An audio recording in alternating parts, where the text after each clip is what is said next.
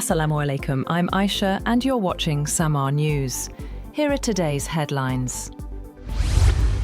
Field Marshal Syed Asim Munir has been awarded Saudi Arabia's highest national honour during his official visit to the kingdom.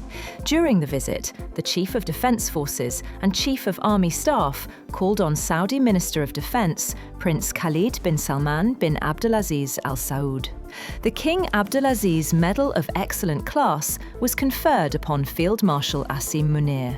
The award is Saudi Arabia's highest national honour and recognises his distinguished military service, leadership and central role in advancing defence cooperation, strategic coordination and institutional linkages between the two countries. A Russian general has been killed by a car bomb in southern Moscow. Russian investigators said they suspected Ukrainian special services could have been behind the attack. The bomb exploded under the Kia Sorento, driven by Lieutenant General Fanil Savarov, head of the Russian General Staff's Army Operational Training Directorate, as he left a parking space. US Special Envoy Steve Witkoff has said that talks held between US, European and Ukrainian officials over the last 3 days in Florida, aimed at ending Russia's war in Ukraine, focused on aligning positions, calling those meetings and separate talks with Russian negotiators productive. Witkoff, in a social media post, called Sunday's talks productive and constructive and focused on a shared strategic approach between Ukraine, the United States and Europe. Japan has taken the final step to allow the restart of the world's largest nuclear power plant as the region of Niigata voted to resume operations, a watershed moment in the country's return to nuclear energy nearly 15 years after the Fukushima disaster.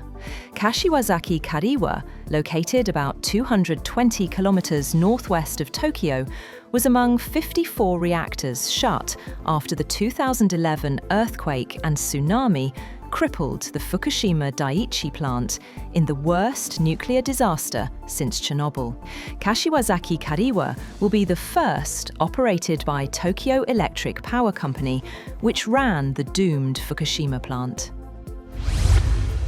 Israel's Security Cabinet has approved the recognition of 19 new settlements in the occupied West Bank, pushing ahead with its settlement expansion policy. Far-right Finance Minister Bezalel Smotrich said the move was aimed at preventing the creation of a Palestinian state. The decision has drawn condemnation from Saudi Arabia and the United Nations, which says settlement expansion threatens the viability of a two-state solution and fuels rising violence in the territory.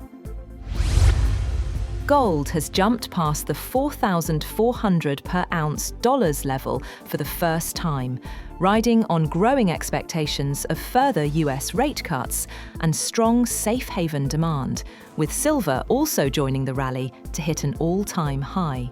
Spot gold was up 1.4% at $4,397.16 per ounce, after breaking the $4,400 barrier to hit a record high of $4,400.29 earlier in the day.